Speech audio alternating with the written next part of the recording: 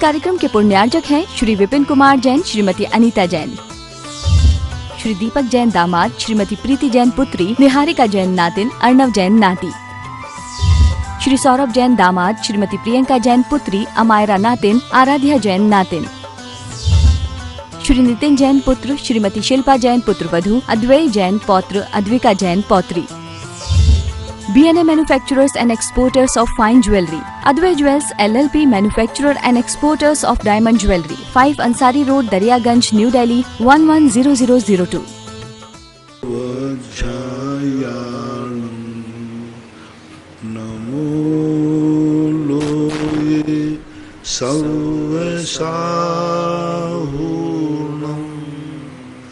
पंच परमेष्ठी भगवान की जय हो। आचार्य श्री गुरुवर कुंद कुंद महाराज की जय हो। आचार्य श्री गुरुवर विद्यासागर महाराज की जय हो। परम पूज्य निर्यापक मुनि श्री 108 सुधा सागर जी महाराज की जय हो। जय हो। परम पूज्य निष्कम सागर जी महाराज की जय हो। दिल्ली से नविता जैन की जिज्ञासा है, पूज्य महाराज श्री के चरणों में त्रिवार नमोस्तु। महाराज जी, असत्य वचन में ये दो प्रकार समझ में नहीं आए, भूत निन्नव वचन, अभूतोदय भावन वचन, पैशून्य वचन, सावध्य वचन। कृपया इनको समझाने की कृपा करें। पहला कौन सा है? भूत निन्नव वचन। भूत निन्नव वचन यानी जो बातें अतीत में आपके पास हैं उनको यदि सामने उजागर करने से किसी का कल्याण होता है तो उनको छुपा देना। अभूतोदय भावन वचन। अभूतोदय पहली बात तो ये तुमने लाए कहाँ से हो शब्द? जैनागम के शब्द तो है नहीं, कहीं कौन से ग्रंथ में मिले आपको ये शब्द? अभूतोदय अब आपने दिया है तो अभूतोदय, ऐसी कोई अभूतपूर्व बातें जो बातें वस्तुतः अद्भुतकारी हैं, इससे बहुत कुछ कार्य हो सकता है, लोगों को पता चल जाए तो बहुत कुछ धर्म की प्रभावना, समाज का उद्धार हो सकता है। ऐसी बातों को उजागर नहीं करना। ऐसा पैशून्य वचन। पैशून्य वचन तो वही बात है, चुगलीखोरी करना, जलना। ऐसे सावध्य वचन। शावध हिंसात्मक वचन जिसमें आराम परिग्रह होता है, ऐसे वचन। यूएसए अमेरिका से अंशु जैन की जिज्ञासा है, मेरे आराध्य गुरुदेव के चरणों में त्रिवार नमोस्तु। महाराज श्री, संसार में जीव राशि की क्या निश्चित संख्या कही गई है? क्योंकि जीव ना तो मरण करता है ना ही नाश को प्राप्त होता है, फिर सभी तय है क्या? इसे समझाने की कृपा करें। सभी पुद्गल जितनी भी राशियां हैं सबका निश्चय है, ना तो एक द्रव्य बढ़ता है ना एक द्रव्य घटता है। जितने द्रव्य हैं वे उतने ही हैं, बस स्थानांतरित होते रहते हैं। कोई निगोद में है, कोई मनुष्य में है, कोई स्वर्ग में है, कोई सिद्धालय में है। राशि निश्चित। पुद्गल परमाणु भी निश्चित है, जितने पुद्गल परमाणु थे उतने ही हैं, ना उसमें से एक घटा है ना घटेगा। हर द्रव्य के भी असंख्यात प्रदेश हैं, उतने सब कुछ निश्चित है इसमें। वस्तु स्थिति इसलिए तो कहा था कि हम जैन दर्शन ने खोजा नित्य नित्यानित, द्रव्य नियत हैं, पर्याय अनियत है। क्रमबद्ध पर्याय नहीं हो सकती है। त्रिकालिक सत्ता वाला द्रव्य होता है, पर्याय नहीं होती। पर्याय नियत नहीं होती, कभी अनियत होती है। लेकिन जो द्रव्य हैं उनकी संख्या नियत है, ऐसा मानना चाहिए। गुरुग्राम हरियाणा से आदि जैन इनकी जिज्ञासा है, पूज्य गुरुदेव के चरणों में नमोस्तु। महाराज श्री, हम सम्यक्त मिथ्यात्व को कैसे छोड़ें? कृपया मार्गदर्शन करने की कृपा करें। अभी 2-3 दिन पहले प्रश्न आया था, पूरा उदाहरण सहित हमने समझाया था। दिल्ली से शिखरचंद शास्त्री इनकी जिज्ञासा है, पूज्य महाराज श्री के चरणों में नमोस्तु। महाराज श्री, मैं जानना चाहता हूँ कि क्रिया विशाल पूर्व किसका वर्णन है और चूलिका किसे कहते हैं? इसका क्रिया विशाल पूर्व किसका वर्णन है? क्रिया विशाल पूर्व का वर्णन है। ये क्रियाएं जो होती हैं, अपनी सामान्य क्रियाएं जो व्यवहार में लोगों को करने योग्य है, धार्मिक क्रियाएं, छोटी छोटी क्रियाओं का वर्णन होता है उनमें, उनको विस्तार से वर्णन होता है। जैसे आपकी पूजन की क्रिया है तो उसका विस्तार से वर्णन, और भी जो प्रक्रिया गृहस्थों के करने योग्य होते हैं, षडावश्यक आदि, उनके मान लीजिए जो गृहस्थी में है धर्म खंडित ना हो और गृहस्थ के कार्य भी चलते जाएं, उन क्रियाओं का वर्णन किया जाता है। और चूलिका किसे कहते हैं महाराज श्री? चूलिका का अर्थ होता है अंत में बचा हुआ विषय। जैसे पूरा का पूरा कार्य कर लिया लेकिन अंत में थोड़ा सा विषय बचा हुआ है, उसको कहीं में सेट नहीं हो रहा तो उसको अंत में चूल काका डाले। जैसे आप लोग कहते हैं ना, सारे खर्चे डाल करके फिर फुटकर खर्च। अब फुटकर खर्च में छोटे मोटे हैं वो, तो चूल काका एक प्रकार का थोड़ा सा बचा हुआ हिस्सा जो कहीं नहीं कह पाते हैं उसको चूल का के अंतर्गत कह देते हैं।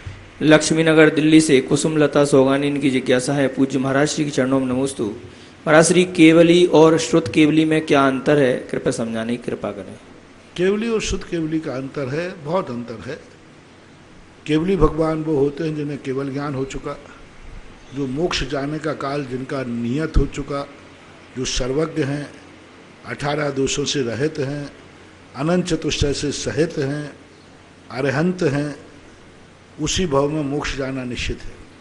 शुद्ध केवली उसे कहते हैं जो भगवान ने जो कहा है उसको द्वादशांग रूप से ज्ञान करते हैं। उनके मोक्ष जाने का काल नियत नहीं है, उसी भाव में मोक्ष जाएंगे ऐसा कोई नियत नहीं है। अर्धपुद्गल परावर्तन काल तक भी भटक सकते हैं, ऐसी भी स्थिति बन सकती है। शुद्ध केवली भी अर्धपुद्गल परावर्तन काल तक भटकते हैं। इतना ज्ञान होकर के द्वादशांग का ज्ञानी भावलिंगी संत हैं तो भी वो उनके मोक्ष जाने का काल नियत नहीं होता है। केवली भगवान चतुर्थ काल में ही होते हैं, पंचम काल में नहीं होते। शुद्ध केवली पंचम काल में भी होते। चौथे काल का जन्मा हुआ व्यक्ति ही केवल ज्ञान प्राप्त करेगा, लेकिन पंचम काल के जन्मा को हुए शुद्ध केवली बन सकते हैं। उत्कृष्ट संगनन वाले यानी केवली भगवान जो होंगे वो वज्र सब नाराज संगननधारी ही होंगे। शुद्ध केवली हीन संगनन वाले भी होते। पंचम काल में 6 संगननों में से 3 हीन संगनन है, तो हीन संगननधारी को भी शुद्ध केवलीपना प्रकट हो जाता है और वह शुद्ध केवली के माध्यम से धर्म की प्रभावना आदि करते हैं। ऐसे विशेषताएं पाई जाती हैं। दिल्ली से नविता जैन, इनकी जिज्ञासा है, पूज्य गुरुदेव के चरणों में त्रियोग पूर्वक नमन। महाराज श्री, कृति कर्म और कर्म में अंतर क्या होता है, आवश्यक क्या होते हैं और 6 आवश्यक ही क्यों होते हैं, कृपया समझाने की कृपा। कृति कर्म और कर्म। कृति कर्म एक कहलाता है प्रतिदिन धार्मिक क्रिया करने वाले को कृति कर्म।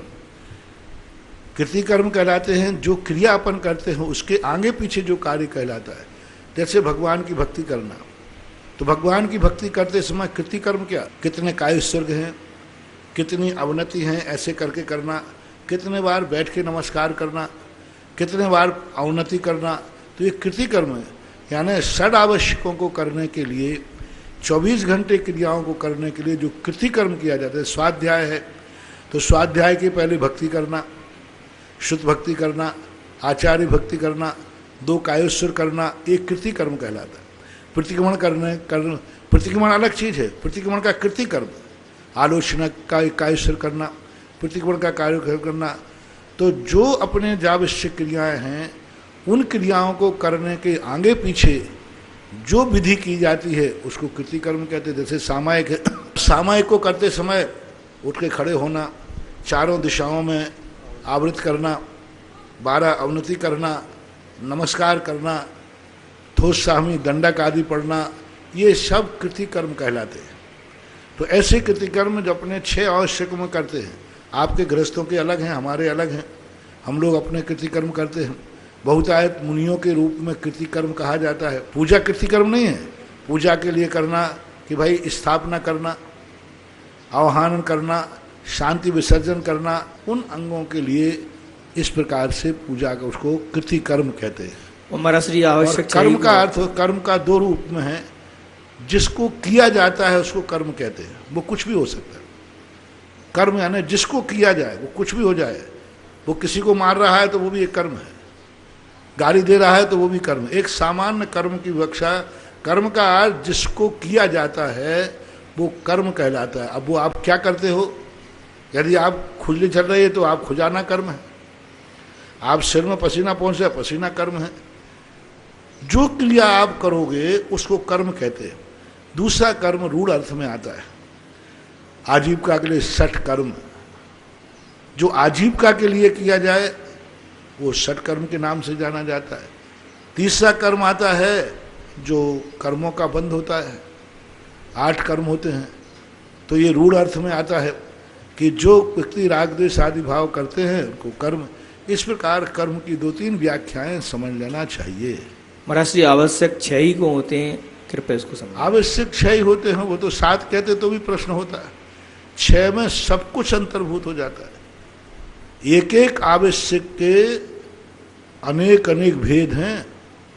जैसे देव पूजा, अब एक पूजा शब्द से कह दिया, पूजा के कितने भेद हैं? स्तुति भी आती है उसमें, प्रशंसा भी आती है, पूजा में विधान भी आएगा, पूजा में अभिषेक भी आएगा, पूजा में छोटी पूजा भी आएगी, पूजा में अर्घ्य भी आएगा। तो अब पूजा के इतने सारे भेद हैं कि पंचकल्याणक भी पूजा है, भगवान की गुरु पास्ती है। अब गुरु की उपासना किससे की जाए? नवदा भक्ति है, गुरु की भैयावृत्ति करना, गुरु के विहार कराना, गुरु की अनुकूलता बनाना, गुरु को शास्त्र भेंट करना, पिछी कमंडल आदि देना, इनके लिए बसत का अलग आवश्यक हो गया गुरु में। बड़े गुरुओं के लिए, साधुओं के लिए संतशाला बनाना, तो ये सब कृतिकर्म है। स्वाध्याय का कृतिकर्म बढ़िया स्वाध्याय है, इनके भेद कर लिए, कौन से अनुग का स्वाध्याय, कैसे स्वाध्याय करना, क्या करना, ये सब आ जाते हैं।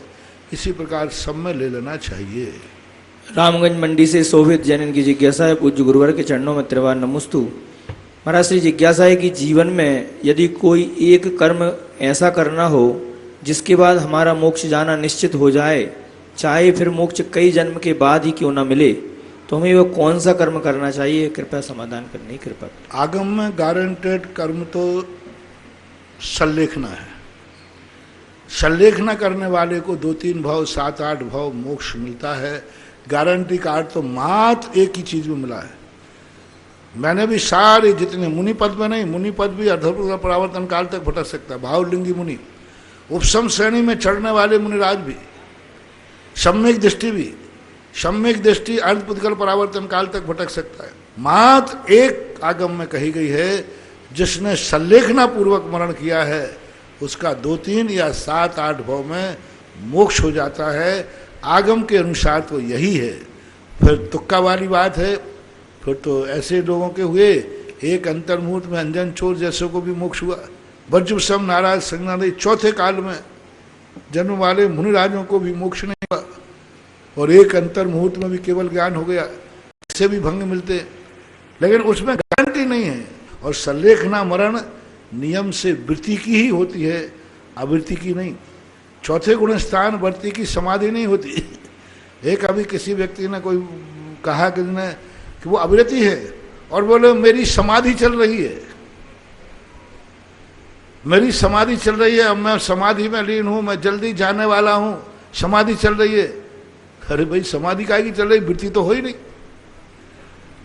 12 व्रत लिए बिना समाधि और संलेखना हो ही नहीं सकती। अविरत सम्यक दृष्टि भली हो, चौथे काल का सम्यक दृष्टि क्यों ना हो, तो भी उसकी संलेखना नहीं मानी जाएगी। संलेखना तो 12 व्रतों के बाद ही है। पूज्यवर समंत्र मंत्र महाराज ने 12 व्रतों के बाद फिर संलेखना का वर्णन किया कि 12 व्रत पहले पालो, फिर उसमें कई आचार्यों ने तो 12 व्रतों में शिक्षा व्रत में संलेखना को रख दिया कि संलेखना एक शिक्षा व्रत है। तो पहले वृत्ति बने बिना ना तो उसकी समाधि होती है, ना संलेखना होती है। ये तो अपना टेलर बनाना है। अरे उन्होंने तो महीनों पहले ही कह दिया था मैं समाधि में लीन हूं। अभी समाधि में काहे के लिए? वृत्ति तो देखो प्रतिमाएं कितनी है। कोटा से सुमन जैन की जिज्ञासा है, पूज्य गुरुदेव के चरणों में नमोस्तु। गुरुदेव, जिस प्रकार समोसरण में एक मेढक मुंह में अपने कमल की पंखुड़ी दबाकर भगवान के दर्शन करने के लिए जा रहा था और रास्ते में ही उसकी मृत्यु को प्राप्त हो गया और वह स्वर्ग में देव हो गया, तो क्या महाराज जी इसी प्रकार सभी पूजा करने वाले स्वर्ग में जाते हैं? और क्या किन किन नियमों से स्वर्ग की प्राप्ति होती है, कृपया बताने की कृपा करें। देखो, परिणामों के ऊपर है। पूजा करने वाला आवृत्ति भी जाता है। निश्शेष शीलेषु वृत्तेषाम, यानी निश्शील भी सभी आयुओं को बंद कर रहा है। एक तत्वार सूत्र में ऐसा एक सूत्र आया है कि जो आवृत्ति है वो 4 गतियों में जा सकता है, कोई बाधा नहीं है। लेकिन अब वो भगवान की भक्ति कर रहा है तो स्वर्ग तो जाएगा भक्ति के स्मरण करने वाले। सामान्य तो यही भाषा बोली जाती है। लेकिन उसके ऊपर आधारित है वो किसके लिए पूजा कर रहा है। हो सकता है किसी की हत्या करने के लिए पूजा कर रहा हो सकता है किसी पाप में सफलता के लिए पूजा कर रहा हो। अब पूजा के अंदर का भाव उसके ऊपर आधारित है। मेंढक का भाव पवित्र था, वो संसार के भोग विलासिता के लिए पूजा नहीं कर रहा था। इसलिए पूजा करने वाले के अभिप्राय के ऊपर आधारित है कि वो किस भाव से पूजा करता है। यदि भाव उसका अच्छा है, भक्ति का है, तो नियम से उसको स्वर्ग मिलता ही है। अमेरिका से सुनीता जैन की जिज्ञासा है, पूज्य महाराज श्री के चरणों में त्रिवार नमोस्तु। महाराज श्री, अमेरिका में रहने वाले माता पिता ये जानना चाहते हैं कि अपनी आने वाली श्रुत पंचमी यानी मंगलवार कल दिन 2.5 साल के बच्चे या छोटे बच्चों को अगर पहली बार लिखाई शुरू कराने के शगुन की विधि करते हैं तो ये विधि क्या है, कृपया बताने की कृपा करें। और वहाँ के लोग विदेश में रहते हैं तो महाराज जी हम लोग श्रुत पंचमी का पर्व कैसे मनाएं, कृपा मार्गदर्शन करने की कृपा। शुद्ध पंचमी का एक ऐसा पर्व है जिस दिन अपन को लिपि मिली थी और सब लोगों को अपने विदेश में हो चाहे देश में हो, मंदिर में हो या घर में हो, शास्त्री जी को स्थापित करके आपको पूजा की विधि करना है। उस दिन अपने शास्त्र में ज्ञान दान देने के लिए बात सोचना है, शास्त्र आदि में पलासना आदि चलाना है। अपने बच्चों को यदि उस दिन जो शुरुआत कराना चाहते हो तो बिल्कुल करा सकते हो। आ अरहंत का पहले लिखना सिखाओ उनको। पहली लिपि आ है तो आ अरहंत का सुनाओ, और आपका इंग्लिश में पढ़ाते हो तो ये सिखाओ, तो उससे भी यही बनेगा, शायद अरहंत का यही बनेगा। तो फिर उससे शुरू कराओ और नमोकार मंत्र सबसे पहले बच्चों को लिखाना सिखाइए। और छोटे में लिखाना है तो ओम लिखाइए। शुद्ध पंचमी के दिन उनसे पहली बार अपनी किताब पर कापी पर ओम लिखवाइए। ओम के साथ साथ में आपका जैसा भाव बने नमोकार मंत्र लिखाइए, ओम नमः सिद्धिव्या लिखाइए। कोई पवित्र अच्छा नाम कोई भी हो वो उनसे आप पहले शुरुआत कराएं, कर सकते हैं। और वर्णमाला यदि सिखाना है तो वर्णमाला के लिए भी आप शुरुआत करा सकते हैं नमोकार मंत्र पढ़ करके, और कोई ना कोई पाठ कंठस्थ करने का भी संकल्प कर सकते हैं। इस शुद्ध पंचमी से लेकर अगली शुद्ध पंचमी तक हम कोई फलाना पाठ याद करेंगे। शुद्ध पंचमी के व्रत भी आते हैं, शुद्ध 25 कहलाती है। तो शुद्ध 25 यानी द्वादशांग के जो 25 जो होते हैं, 11 अंग 14 पूर्व, तो ये 25 उपवास कर सकते हैं, 25 एकासन कर सकते हैं कि मैं और उसके जाप आदि कहीं किताब आदि में प्रकाशित होंगे, वो सब पढ़ सकते हैं। जितना करना चाहो उतना कर सकते हैं।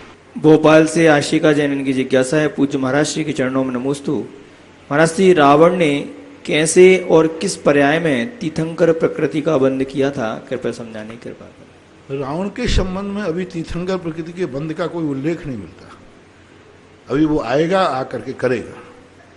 सागर से आदेश जैन की जिज्ञासा है, पूज्य गुरुवर के चरणों में त्रिवार नमोस्तु। महाराज श्री, भोग भूमि में माता और पिता की मृत्यु बच्चों के जन्म लेने के बाद छींक और जमाई से होती है, फिर उनके परिवार में क्या 2 ही जन होते हैं क्या, कृपया? 2 ही जन होते, वहाँ कोई रिश्तेदार नहीं होते, कोई ब्याई जी नहीं होते, कुछ नहीं। 2 ही प्राणी आते हैं और दोनों एक साथ आते हैं और एक साथ जाते हैं और एक साथ रहते हैं।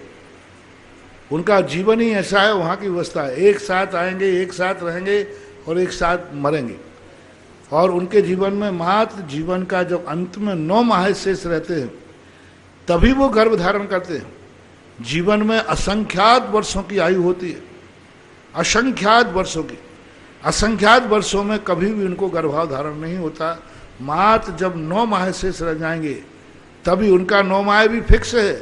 ऐसा डिलीवरी नहीं तुम्हारा कि कोई 10-5 मिनट आगे पीछे हो जाए, कोई आगे पीछे। ठीक 9 माह का जितना टाइम है उसमें 1 मिनट भी आगे पीछे नहीं होता। वहाँ का ऐसा नियोगी संबंध है। छोटी बिजोलिया से मयंक जैन की जिज्ञासा है, पूज्य गुरुदेव के चरणों में परिवार सहित नमोस्तु। महाराज जी, जब हम भगवान का अभिषेक करते हैं तो गर्म पानी से करना चाहिए या ठंडे पानी में लौंग डालकर भी कर सकते हैं, क्या दोस्त तो नहीं लगेगा? देखो, श्रेष्ठ तो गर्म पानी से है, क्योंकि गंदोदक आपका रखा रहता है 11 बजे 12 बजे तक आदि तक। तो श्रेष्ठ तो यही है कि प्रायश्चित करके करें तो अच्छा ही अच्छा है। कोई मजबूरी पड़ जाए कि अग्नि नहीं है, कुछ नहीं है, तो ये मजबूरी में कभी कोई बात हो तो बात अलग है, लवंग आदि डाले, बाकी प्राशुक ही करना चाहिए। लालकोटी जयपुर से महेंद्र छाबड़ा, इनकी जिज्ञासा है, पूज्य गुरुवर के चरणों में नमोस्तु।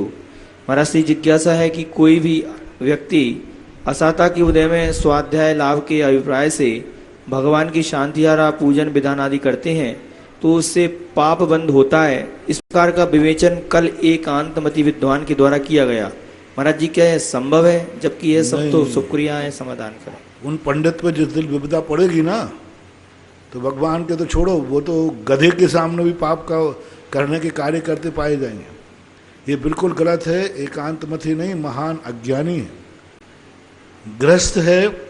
अपनी बीमारी दूर करने के लिए, अपनी कुछ आवश्यकताओं की पूर्ति के लिए भगवान की कोई भी क्रिया कर सकता है।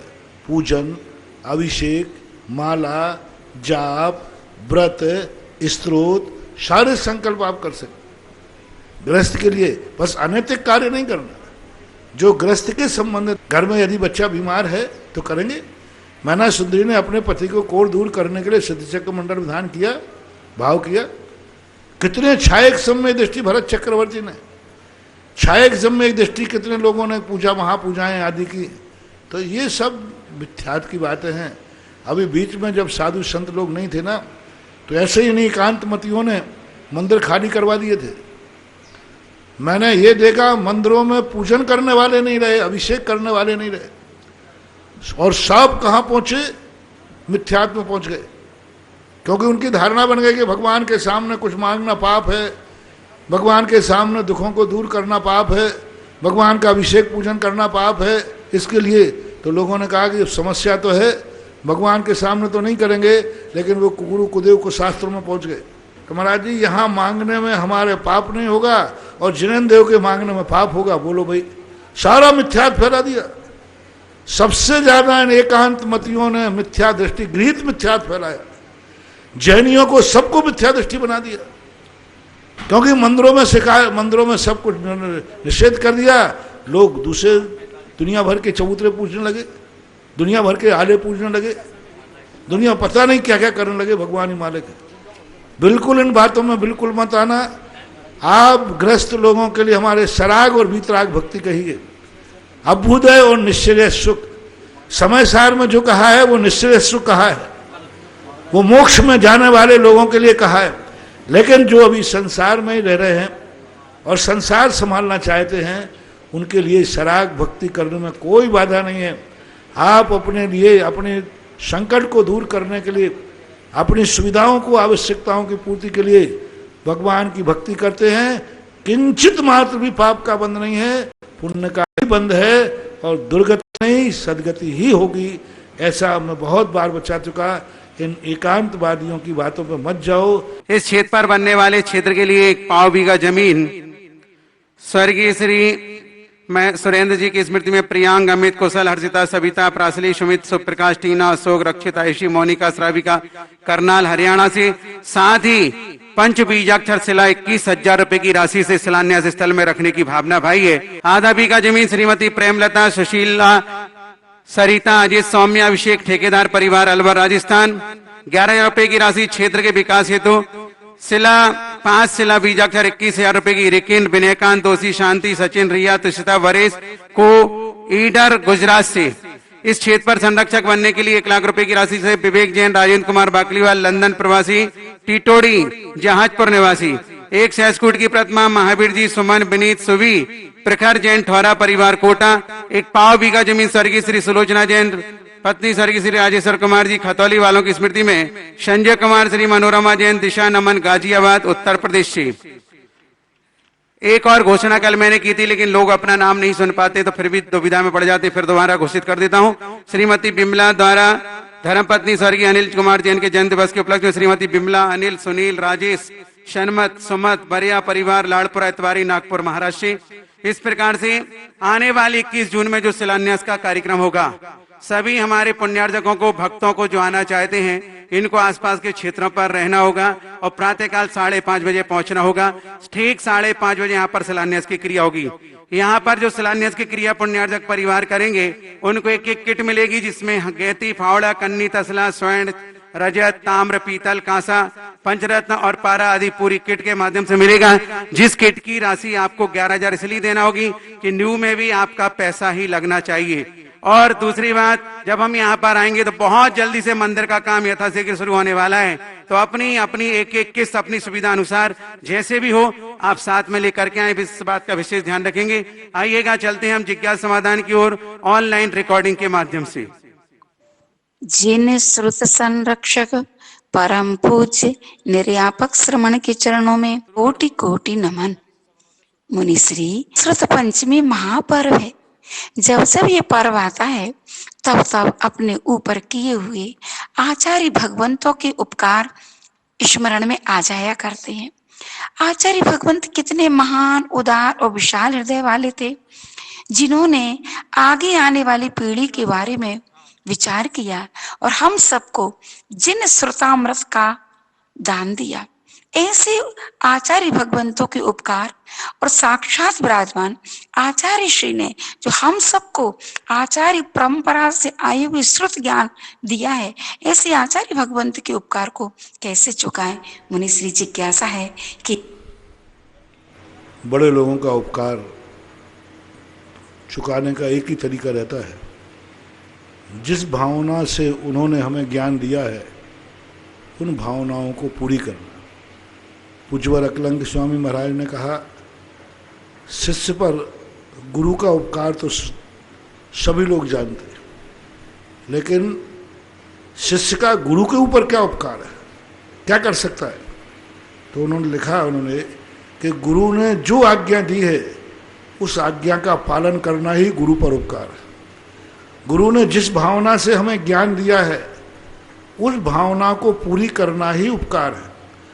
गुरु ने जो सोच करके हमें दीक्षा दी है, आशीर्वाद दिया है, व्रत दिए हैं, उनका निर्दोष पालन करना ही सबसे बड़ा उपकार है। उनकी भावनाओं में हमें खरे उतरना है।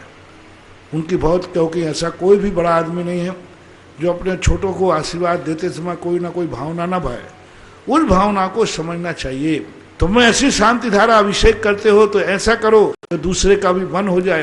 तुमने यदि कोई नियम लिया है तो ऐसा नियम करके उसमें चमत्कार दिखाओ कि दूसरे को नियम लेने का भाव आ जाए। जितनी कथाएं हैं वो देखो, हर कथा के अंदर जिसने ये व्रत किए उस व्रत में ऐसा चमत्कार हुआ कि वे कथाएं आज तक उन व्रतों को कर रहे हैं। सारा श्रेय उस व्रत की जो कथा में लिखने वाला कथा नायक होता है उसको जाता है, जिसने वो व्रत किया। जैसे सुगंध दशमी व्रत किया तो सुगंधा का कथा नायक है उसमें, उसने ऐसा व्रत किया सुगंधा ने कि उसमें ऐसा चमत्कार हुआ कि आज तक लोग सुगंध दशमी कर रहे। तो व्रत कथा को उसको पढ़ने के बाद ऐसा लगा कि हर व्यक्ति का वही व्रत करना सफल है जिस व्रत को इतना चमत्कार हो जाए कि दूसरे लोग हजारों साल के बाद भी करते रहे। बस यही ज्ञान के संबंध में, यही हर क्रिया के संबंध में कि तुम्हारा ऐसा कुछ करो जिससे जो तुमने किया है वो पीछे वाले भी करने के लिए लालायत हो उठे। यही उपकार है। अगली जिज्ञासा अपना रिकॉर्डिंग के माध्यम से। मेरे अनंत उपकारी गुरुवर के चरणों में कोटिशः नमन। गुरुवर, कई लोगों का ऐसा मानना है कि भगवान तो वीतरागी हैं, कुछ देते नहीं हैं, जो कुछ भी होता है या होगा हमारे कर्म पर निर्भर है, तो हम उनकी पूजा, अभिषेक या अन्य धर्म के कार्य क्यों करें? ऐसे लोगों के लिए क्या संदेश है? नमोस्तु गुरुवर। देखो, यही सबसे बड़ी विशेषता है। जो देता है उसकी पूजा की नहीं जाती, जो लेता है उसकी पूजा की नहीं जाती। पूजा उसी की जाती है जो ना लेता है और ना देता है। उसी के लेन देन का तो व्यापारी है, बनिया की दुकान है, वो भगवान की दुकान नहीं है। अपन कुछ देंगे वो कुछ देगा तो व्यापार हो गया। वस्तुतः जैनागम में यही तो सबसे बड़ी विशेषता है। उसकी पूजा करो जो देता नहीं है और जो लेता नहीं है। फिर भी तुम्हें देना है और वो उससे मिलना है। भगवान लेगा नहीं। मुझे सब दुनिया में देखा, भगवान के पास कुछ देते हैं उसके बदले भेंट मिलती है। महादिगंबर धर्म ऐसा है जिसके सामने भगवान को व्यक्ति सब कुछ देता है, गजमोती चढ़ाता है लेकिन भगवान से कुछ लेता नहीं है। और ये निश्चित है भगवान कुछ देते नहीं, और जो कुछ मिलता है सब भगवान से ही मिलता है। हमारे यहाँ ये कहा गया, बिन मांगे मोती मिले, मांगे मिले ना भीख। हमारे जिनेंद्र भगवान से अपने आप मिलता है, भगवान नहीं देते हैं। भक्ति में ऐसा कहा जाता है, यदि ऐसा न कहा जाए तो भक्ति ही नहीं है। भक्ति में भगवान को कर्ता बनाया जाता है, ये सभ्यता है, नैतिकता है। भगवान करना धरने वाला नहीं, भगवान कुछ देने वाला नहीं, लेकिन भक्ति में ऐसा बोलना ही पड़ेगा। और मिलता सब कुछ उसी है। कितनी बड़ी बात, उसने कुछ दिया नहीं और उसी से हमें सब कुछ मिला है। इसी का नाम चमत्कार है। उसने कुछ दिया नहीं और सब कुछ हमें उसी से मिला है, यही चमत्कार होता है। भगवान से हमें कुछ चाहिए भी नहीं है और भगवान के बिना मैं कुछ किसी से लूंगा भी नहीं। भगवान से हमें कुछ चाहिए नहीं है और भगवान के बिना मैं कुछ लूंगा भी नहीं। यही सबसे बड़ा चमत्कार है महानुभाव, यही तो है। भगवान कुछ देता नहीं और जब भगवान के पास से व्यक्ति लौटता है तो माला माल होकर लौटता है। इसी को तो अतिशय बोलते, चमत्कार किसे बोलते। और है क्या चमत्कार? इतना आशीर्वाद करने से मैंने क्या दे दिया? इसमें से कुछ निकलता है क्या? एक आध दिन खोद के देखूं, कुछ नहीं महानुभाव। अब मुझे इसमें से कुछ देते दिखता नहीं, लेकिन जिसको मिल जाता है वो कहता महाराज इससे बड़ी संपत्ति कोई है नहीं। अब देखने में आया कि महाराज ने कुछ दिया नहीं। अरे मूर्ख, तुझे क्या पता? भक्त से पूछो उसको क्या मिल गया है, जन्नत मिल गई उसको। तो ऐसे ही है, जैसे हाथ उठाते समय कुछ इससे निकलता हुआ नहीं दिखता, लेकिन भक्त ना जाने क्या पा जाता है, ऐसी निधि पा जाता है। वो कहता मुझे जन्नत मिल गई, और वो जन्नत पा लेता है। ऐसे ही नहीं, झूठा नहीं है, आशीर्वाद के बल पर।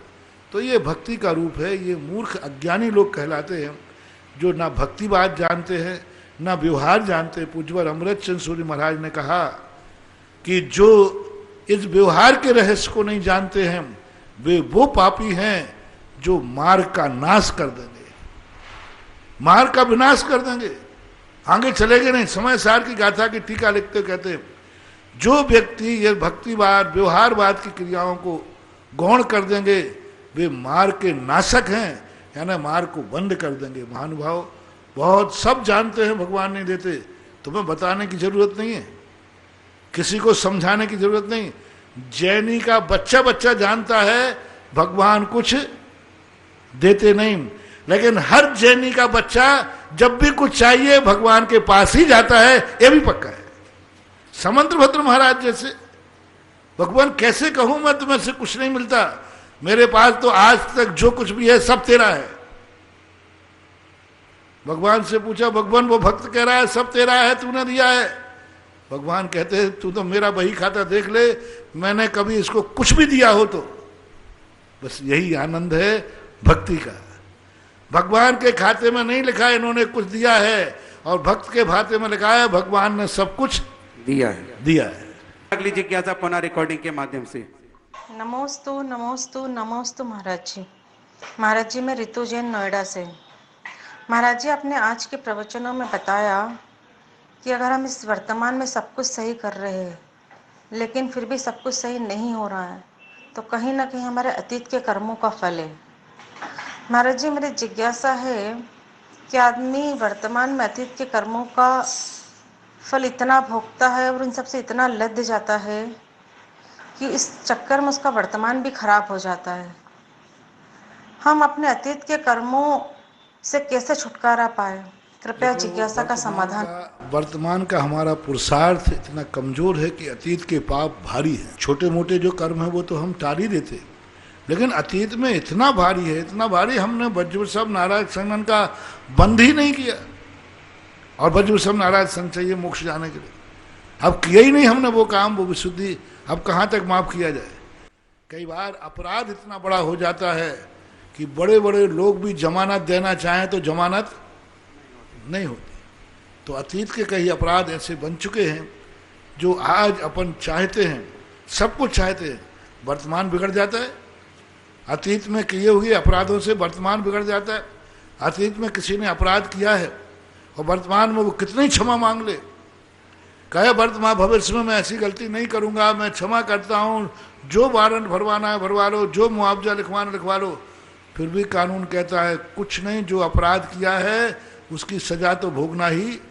कई बार ऐसा होता है, व्यक्ति से अपराध हो जाता है, वो कहता है साहब हम नियम लेते हैं, अब अपराध नहीं करेंगे, अब ऐसा, और वर्तमान में वो शुद्ध भी हो जाता है, बराबर शुद्ध हो जाता है, मन से, वचन से, काया से शुद्ध भी हो जाता है, फिर भी कोर्ट उसकी सजा माफ नहीं करती। क्यों? अपराध भारी। इसी प्रकार अपनी जिंदगी में वर्तमान में अपन सच्चा पुरुषार्थ कर रहे हैं, सब कुछ सही कर रहे हैं, लेकिन अतीत का कांटा इतना जबरदस्त है कि वह अपना फल दिए बिना नहीं जाता है। बस इसका तो एक ही बात है, अब एक प्रयास अपन कर सकते हैं, अतीत में जो हो चुका वो तो भोगना पड़ेगा, अब हम ऐसा कोई अपराध भविष्य में नहीं करेंगे जिसके कारण से हमें फिर ऐसी दशा हो। अतीत माफ किया जा सकता है, भविष्य नहीं, भविष्य नहीं। तो वर्तमान में हमें ऐसे अपराधों से बचना है जो अपराध मेरे धर्म और पुरुषार्थ में भी कितने ही पुरुषार्थ करें तो भी हम उसको माफ नहीं करा सकते हैं, वो है। लेकिन बहुत कुछ लाभ होता है, ऐसी बात नहीं है। अगली जिज्ञासा अपन रिकॉर्डिंग के माध्यम से। हे मेरे जगत के पालनहार, सदगुरु को उज्जैन से राशि जैन का अति निर्मल भावों समर्पण भावों से त्रिवार नमस्तु। हे प्रभु, महावीर पुराण जी के 13वें अध्याय में आया है कि श्री महावीर स्वामी क्रमशः छठे 8वें उपवास के आरंभ का 6 मास तक के अनशन तप को करते थे। किसी पारणा के दिन अमोदरी, किसी पारणा के दिन लाभांतराय की इच्छा से पापों को दूर करने के लिए चतुष्पक्षादि के लिए रस त्याग कर तप करते थे। तो हे प्रभु, मेरा प्रश्न है, तो वे ऐसे लाभांतराय की इच्छा से किस कर्म की निर्जरा करते थे तथा पंच कल्याणक आदि में कभी 6 मास के बाद का कभी नहीं देखने में आता है। 6 मास के बाद राजा कुल के यहाँ उनका खीर का आहार हुआ था, इसका भी कभी वर्णन सुनने में नहीं आता। तो प्रभु मेरी जिज्ञासा। 2 परंपराएं मिलती हैं, एक परंपरा में मिलती है तीर्थंकर एक बार ही आहार कोट से, लेकिन आगम ये भी मिला कि महावीर स्वामी ने बहुत बार पारणाएं की और तीर्थंकरों ने भी की। 6 महीने के बेला, तेला, सिंह निकली आदि व्रतों को करते थे, ऐसा उल्लेख मिलता है। तो कोई बड़ी बात नहीं, ऐसे उल्लेखों को करते थे। किस कर्म की निर्जा करते थे?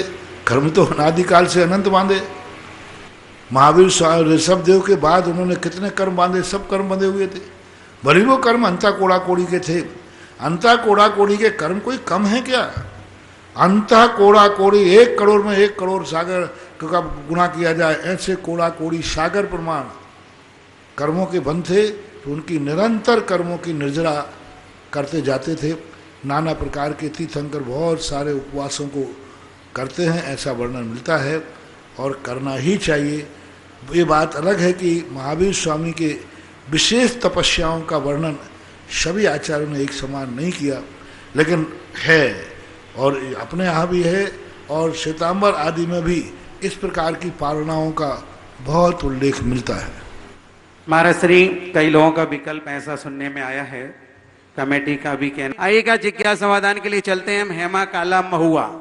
महाराज जी के चरण कमलों में मेरे और मेरे परिवार की ओर से बारंबार नमोस्तु नमोस्तु नमोस्तु। महाराज जी, मेरी शंका ये है कि जब आदिनाथ भगवान ने सबसे पहले दीक्षा ली थी, तो उनके समूह शरण में मुनि और आर्यका का कोठा होता है, उसमें क्या उनके साथ दीक्षा लेने वाले ही मुनि आर्यका बैठते हैं या कोई अलग से व्यवस्था रहती है?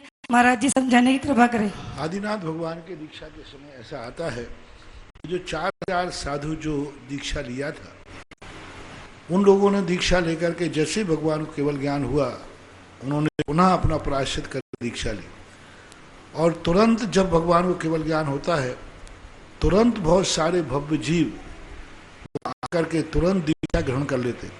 भगवान का पुण्य ऐसा होता है, कहीं से 2.5 दीप से 4 रिद्धिधारी मुनिराज जो होते हैं उनको रिद्धियां होती हैं और जिनको जैसे उनको अनुमान होता है कि फलाने क्षेत्र पर केवल ज्ञान हो रहा है, केवल ज्ञान हो गया, वे अपनी रिद्धियां उन समूषण में जाकर के विराजमान हो जाते, उन समूषण में जाकर के अपना उपस्थिति दे देते तो चारों तरफ से चारों धारी मुनि आ जाते हैं, उनके पुण्य से कई श्रावक दीक्षा लेना भाव करते हैं, ये हो जाता है। अब आरिका आदि के लिए ये धीरे धीरे क्रम से दीक्षाएं होती जाती हैं, समूषण बढ़ता जाता है। महावीर जी ये पक्का है कि समूषण की कोई सभा खाली नहीं रहती। केवली भगवान आ जाएंगे कहीं आकाश मार्ग से, चारों रिद्धि आ जाएंगे, सब सभा भर जाएंगे, पूरी हाउसफुल। आरिकाओं की अलग से कोई सभा होती नहीं, महिलाओं की सभा में आरिकाएं बैठती, आरिकाओं को कोई अलग से सभा नहीं होती। वो जहाँ आप महिलाएं बैठती हैं बस आरिकाएं आगे आके बैठ जाती उसी सभा में, तो वो सभा भी खाली नहीं मानी जाती और फिर धीरे धीरे आरिका दीक्षा हो जाती है। महावीर जी बाकलीवाल कोटा। नमस्ते महाराज जी। महाराज जी जिज्ञासा है, अविरत सम्यक दृष्टि मोक्ष मार्गी है या नहीं? यदि है तो उसके चारित्र कौन सा प्रकट हुआ कहलाएगा? मिथ्या चारित्र भी उसके नहीं है, उसके सम्यक चारित्र होता है या नहीं होता? सम्यक दृष्टि मोक्ष मार्गी नहीं है, मोक्ष की पहली सीढ़ी है, मोक्ष की नींव है, मोक्ष महल की प्रथम सीढ़ी। पहली सीढ़ी जमीन के अंदर होती है, जब जमीन के गिनी जाती तो उस सीढ़ी को भी गिना जाता है, और जड़ है वो नींव है, सम्यक दर्शन नींव है, तो वो जमीन के अंदर नींव है, ऊपर तो आया ही नहीं। मोक्ष मार्ग जब बने, जब मार्ग पर चले, वो मोक्ष मार्ग को जान रहा है, मोक्ष मार्ग को पहचान रहा है, ऐसा मानना चाहिए। मुख्योपचार दुभेद यो बड़ भाग रत्ना त्रय धरे। पंडित जी साहब दौलत राम ने भी इस पर लिखा, मुख्य और उपचार दोनों प्रकार का मोक्ष मार्ग मुनि धर्म से ही बनता है। अविरत सम्यक दृष्टि मोक्ष को जान रहा है, मोक्ष मार्ग को जान रहा है, लेकिन मोक्ष मार्ग की अविरत सम्यक दृष्टि को नहीं कहा। प्रथम सीढ़ी कहा, नींव कहा, सम्यक दर्शन के बिना चारित्र ज्ञान बेकार है, ये सब कहा, लेकिन उसने एक कदम ही आगे नहीं बढ़ाया, उसका चारित्र नहीं है। कहीं कहीं पंडित जी जो गोपालदास जी बरैया हुए हैं, उन्होंने भी स्वरूपाचरण चारित्र लिख दिया गया है, लेकिन पूज्यवर कुंदकुंज स्वामी ने सम्यक्त्वाचरण चारित्र कहा। सम्यक्त्वाचरण चारित्र का वो चारित्र नहीं है, वो जो सम्यक दर्शन के निसंकेत निकांक्षित आदि अंग हैं उनमें वो दृढ़ होता है। सम्यक्त्वाचरण नाम का कोई चारित्र नहीं होता। चारित्र पांच ही होते, पांच चारित्र और एक देश पर, देश संयम और सकल संयम, ये दो ही होते। सम्यक्त्वाचरण नाम का चारित्र सिद्धांत ग्रंथों में नहीं आता, मात्र औपचारिक रूप से कह दिया जाता है, इसलिए वो मोक्ष मार्गी नहीं है। मोक्ष मार्ग का ज्ञाता है, जानता है, श्रद्धालु है, सम्यक दृष्टि है। सारिका जी महुआ और इसके बाद तैयार हैं मनोहर जी काला। मेरे आराध्य गुरु को मेरे और मेरे परिवार की तरफ से नमोस्तु नमोस्तु नमोस्तु। गुरुवर, मेरी जिज्ञासा यह है कि हम समोसरण में गए हैं, हमने क्या भगवान को देखा है? देखा है तो वैराग्य नहीं हुआ और अभी तक कल्याण नहीं कर पाए, ऐसा क्या कारण रहा? जब व्यक्ति को चढ़ जाता है तो सच्चे देव साध गुरु को भी पहचान नहीं पाता। गुरु सामने खड़े हैं, भगवान सामने खड़े हैं, तो भी उसको भान नहीं रहता। ये मोह का मद है। मनोहर जी काला। परम पूज्य मुनि पंगु 108 श्री सुधासागर जी महाराज से संको त्रैवार नमोस्तु नमोस्तु नमोस्तु। महाराज जी, भगवान नेमिनाथ के बरात में 56 करोड़ तो यदुवंशी थे, तो मन में ये शंका उत्पन्न होती कि पहले भी इतनी जनसंख्या थी क्या? बरात में 56 करोड़ यदुवंशी गए तो कितनी जनसंख्या? यदुवंशी का अर्थ होता है जिसकी बारात होती है उसमें जितने लोग होते हैं। आपके जैन की बारात जा रही है तो भैया किसकी बारात हो रही है? जैनियों की बारात जा रही है। अरे उसमें अजैन भी तो हैं, अजैन दोस्त हैं कि नहीं, लेकिन बारात किसी कहलाएगी? जैनी की। इसलिए वो यदुवंशियों की बारात थी, इसलिए वो यदुवंशियों की बारात आ गई। जैसे किसी वृक्ष को बगीचों कहा जाए, आम का बगीचा है लेकिन उसमें जामुन के पेड़ भी तो हैं, लेकिन बहुलता किसकी है? मुख्यता। तो वहाँ पर मुख्यता से लेना चाहिए। और 56 करोड़ होना कोई बड़ी बात नहीं है। तीर्थंकर हैं, उनके कितने भगत, कितनी प्रजा है। कृष्ण जी हैं 3 खंड के अधिपति, उनका कितना बड़ा राज्य है। समुद्र विजय हैं, 10 भाई थे, 10 भाइयों का राज्य था, अब उनका कितना बड़ा राज था। अपन को लगता है राजा महाराजाओं का हर प्रजा अतिथि होती है, प्रजा ही बराती है। यूं करो, राजा साहब की बारात में कौन नहीं जाएगा? और तीर्थंकर की बारात में वो तो हर व्यक्ति जाने का भाव करता है। तो ऐसे ही मानना कि जैनियों की बारात में सब होते हैं, लेकिन कह दिया जाता है भाई ये जैनी की बारात है, ये ठाकुरों की बारात है, तो ऐसा मुख्यता से कहा जाता है। दुधे छवि जैन महुआ। मेरे इष्ट गुरुवर के चरणों में कोटि कोटि नमोस्तु नमोस्तु नमोस्तु। महाराज जी, हम चौका बनाते हैं और महाराज जी को अंतराय हो जाती है, तो हमें कर्म का बंध तो होता ही है, तो महाराज जी इसका में प्रयासित कैसे लेना चाहिए महाराज जी? कर्म का बंध नहीं होता, कर्म की सजा मिल गई। अच्छा। पूर्व में जो कर्म बांधा था उसने अपना फल दिखा दिया, और सबसे बड़ा प्रायश्चित यही हो गया कि आहार का दान देने का जो तुम्हें मौका मिल रहा था वो नहीं दे पाए। ये कम प्रायश्चित है। जो दान दे रहे थे आहार दान, वो नहीं दे पाए, यही प्रायश्चित माना जाता है। अलग से कोई प्रायश्चित नहीं होता। अब कर्म के उदय हैं, देखो साधु का तो आगम की आज्ञा है और मान करके वो उनको चलना पड़ता है। होते आए हैं, चलते रहेंगे, इस पर कोई समझौता नहीं। दाता अच्छे भाव से देता है, पात्र भी शुद्ध भाव से लेता है, लेकिन बीच में मैंने वही कहा ना, दोनों पूरी मेहनत कर रहे हैं, लेकिन अतीत का कोई कांटा ऐसा आ जाता है जो मेहनत पे पानी फेर देता है। महाराज श्री, आप तो संत हैं और आप कह के मुस्कुरा देते हैं, लेकिन जिस चौके में अंतराय होता है उस श्रावक की क्या दशा होती है? ऐसे लगता है उसको जैसे बिना पानी की मछली हो। तो उस स्थिति में वो अतीत का कर्म ही है, दाता का भी कर्म है, दोनों का है।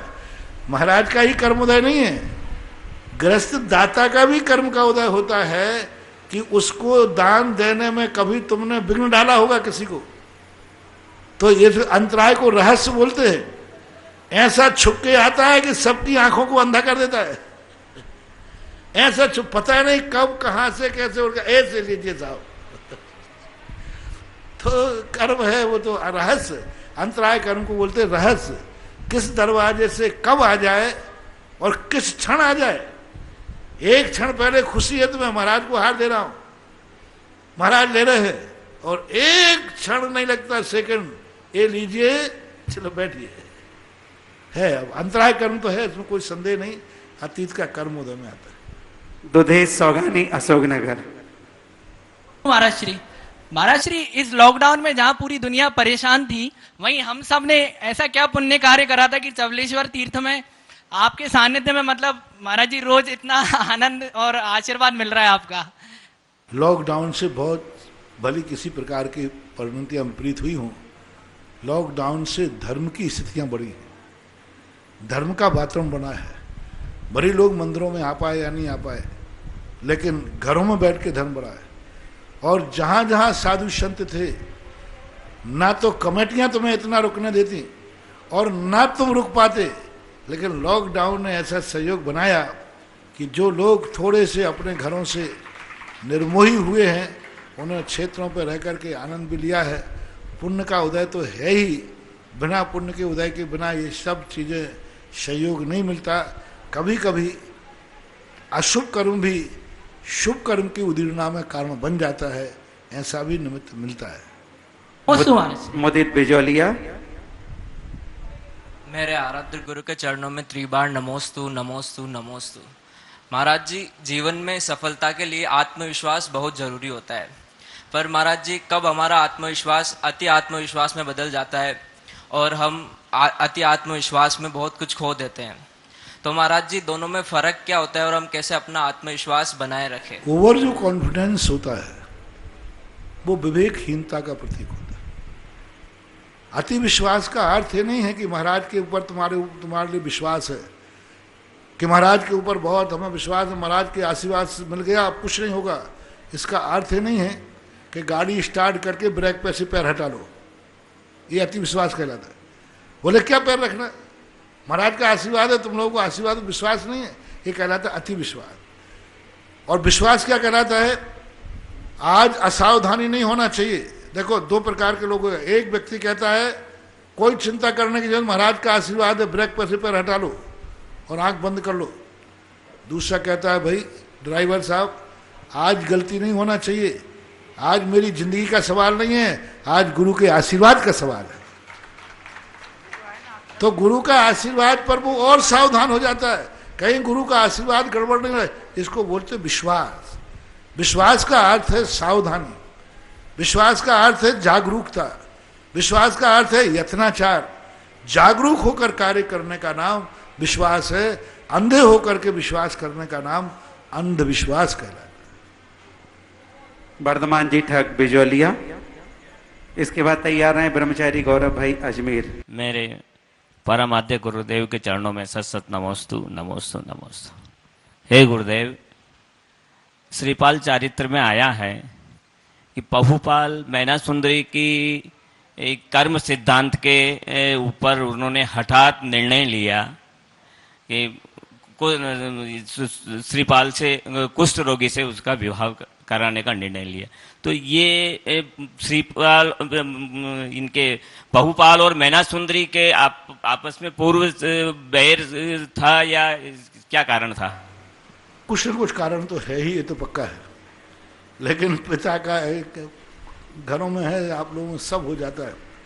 जब आपके कसाय बन जाती है तो आप लोग कहते हैं उसके घर में तो मैं कदम नहीं रखूंगा चाहे कुछ भी हो जाए। कई बार होता है।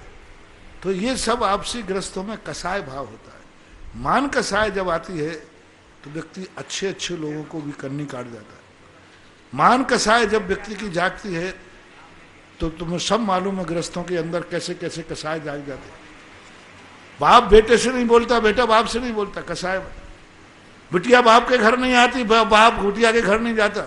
मर जाए तो मैं तो नहीं जाऊं उसके घर, ऐसे भी केस सुनने में आते। तो अब ये कसाय मान कसाय है। कर्म का उदय तो कोई आगम में मिला नहीं, किस कर्म के उदय से पिता ने ऐसा किया। लेकिन ये निश्चित है कि मान कसाय की तीव्रता थी। 100% वहां बहुपाल की गलती थी। मैना सुंदरी की 1% भी गलती नहीं थी। मैना सुंदरी एक पिता के लिए समर्पित थी, लेकिन बस ये नहीं कह सकती थी कि मैं आपके भाग्य का खा रही हूं। नहीं, मैं अपने भाग का खुद है, आपका भाग अलग है। आपका, और वो अहंकारी था, वो चाहता था इस दुनिया में जो कुछ भी है सब मेरी कृपा से हो रहा है। तो एक मान कसाय की तीव्रता ही कहना चाहिए, क्योंकि मान कसाय जब बढ़ जाती है तो अपन ने सबने देखा कितने अनर्थ हो जाते हैं। मान कसाय के कारण से भरत बाहुबली का युद्ध हुआ। कौन सी दोनों के यहाँ धन दौलत की कमी थी? बाहुबली के बाद कोई धन दौलत कम था क्या? भरत के बाद कौन सी कमी थी? वे धन दौलत के लिए लड़े ही नहीं। मान कसाय, ये पॉइंट। मैं कैसे? तो मान कसाय बहुत अनर्थकारी होती है, यही मानना चाहिए। ब्रह्मचारी गौरव भाई अजमेर। पूज्य गुरु महाराज जी के चरणों में बारंबार नमोस्तु नमोस्तु नमोस्तु। महाराज जी, मेरी जिज्ञासा है कि 4 कषाएं जो हैं, क्रोध, अनंत अनुबंधी, प्रत्याख्यान, अप्रत्याख्यान और संजुलन, और 9 कषाय कहलाती हैं हास्य आदि, जो 9 कषाय हैं। चारों कषायों का निरंतर व्यक्ति के सत्ता भी है, उदय भी है और बंद भी हो रहा है। पर जो 9 कषाय की परिभाषा आती है कि चारों कषायों के निमित्त से या उनके उदय से ये कषाय बनती है, ईशत कषाय जो है। पर व्यक्ति सामान्य रूप से हंस रहा है, उसके सत्ता में कषाय हैं, पर फिर भी उसका इनसे कैसे बंद हो रहा है, इन कषायों के माध्यम से? सामान्य हंस से चाहे कुछ भी कर दे, कसाय का जघन्य उदय है, कम उदय। आप मुस्कुरा भी रहे हैं तो भी कसाय के उदय से मुस्कुराएंगे, नहीं तो सामान्य रूप से तटस्थ होकर रहेंगे। संसार में संजुलन कसाय का उदय भी है, उस वहाँ भी 9वें गुणस्थान तक कसायों का उदय चलता रहता है। अब ये बंद तो हमारे लिए कोई ना कोई कसाय निरंतर बनती रहती है, निरंतर बनती रहती, क्योंकि कुछ ना कुछ हम कर ही रहे हैं ना। राग द्वेष के बिना हमारा कोई भी समय, एक समय भी निकलता नहीं है। प्रति समय हमारा राग द्वेष होता रहता है और ये बनते रहते हैं और बन करके उदय में आते रहते हैं। तो ऐसा निमित्त है, कसाय तो मानना ही चाहिए। थोड़ा सा भी हमारे ये मुस्कुराहट आती है तो किसी ना किसी निमित्त से आई है, निराधार नहीं आई। कोई ना कोई घटना याद आ जाएगी, कोई ना कोई व्यक्ति को देखेंगे तो वो कोई ना कोई कसाय भाव तो वहाँ जागता ही है। लेकिन आगे बंद हो ऐसा कोई नियम नहीं। नरेंद्र जी काला महुआ। गुरुवर के चरणों में त्रैबार नमोस्तु नमोस्तु नमोस्तु। गुरुवर, जो हम पाते हैं उससे जीवन निर्वाह होता है और जो हम देते हैं उससे जीवन निर्माण होता है। इसका इसका भावार्थ ठीक है, जो हम पाते हैं उससे जीविका निर्वाह होता है। कोई भी व्यक्ति किसी वस्तु को लेता है तो उसमें अपने जीवन का कोई ना कोई विकास देखता है और देता है। जब कोई व्यक्ति छोड़ता है समझ लेना चाहिए कि वह निर्माण करते हैं। देना दो प्रकार का होता है, एक बुरी वस्तु है तो उसको छोड़ता है, अच्छी वस्तु किसी काम के है तो देता है। जब जब किसी को कोई व्यक्ति देता है तो उससे निर्माण की रचना होती है। बस इतना है कि गाली नहीं देवे। यदि देने के रूप में लगा रहे हैं तो तुमने हम कह दिया ना, जो देता है उसका निर्माण होता है, तो कोई गाली भी देता है, कोई धक्का भी देता है। देने के तो पता नहीं कोई जहर भी देता है। हाँ, इसने जहर दे दिया, इसने गाली दे दी, इसने धक्का दे दिया। तो देने अकेले से मतलब नहीं है। वह वस्तु दी जाए जो वस्तु दूसरे के लिए उपकारी हो। ये जो अधूरी नीतियां कहलाती हैं, इन नीतियों से कई बार अनर्थ हो जाता है। जो गलत करने वाले वो कहते देखो ना, देने से निर्माण होता है, मैंने उसको धक्का दे दिया। दिया ही है, मैंने लिया तो कुछ नहीं ना, दिया है तो बोले हमारा तो निर्माण होगा। तो ऐसा नहीं करना चाहिए, उसके साथ आगे पीछे जुड़ना चाहिए। परोपकारी वस्तु किसी को देता है तो वह निर्माण होता है, और लेता है तो अब पता नहीं कोई क्या कह लेता है। डाकू कहे मैंने तो लिया है, दिया थोड़ी है, जीवन निर्वाह के लिए लिया है, लेकिन वो अपराध की कोटि में आता है। तो आगे पीछे विशेषण लगा करके यदि इस नीति को, युक्ति को अपनाएंगे तो ठीक है, बाकी ठीक नहीं। इस प्रकार से जिज्ञासा समाधान संपन्न हुआ। इस कार्यक्रम के पुण्यार्जक हैं श्री विपिन कुमार जैन, श्रीमती अनीता जैन, श्री दीपक जैन दामाद, श्रीमती प्रीति जैन पुत्री, निहारिका जैन नातिन, अर्णव जैन नाती, श्री सौरभ जैन दामाद, श्रीमती प्रियंका जैन पुत्री, अमायरा नातिन, आराध्या जैन नातिन, श्री नितिन जैन पुत्र, श्रीमती शिल्पा जैन पुत्रवधू, अद्वैय जैन पौत्र, Advika Jain पौत्री। B&A Manufacturers and Exporters of Fine Jewelry, Advay Jewels LLP Manufacturer and Exporters of Diamond Jewelry, 5 Ansari Road, Daryaganj, New Delhi 110002.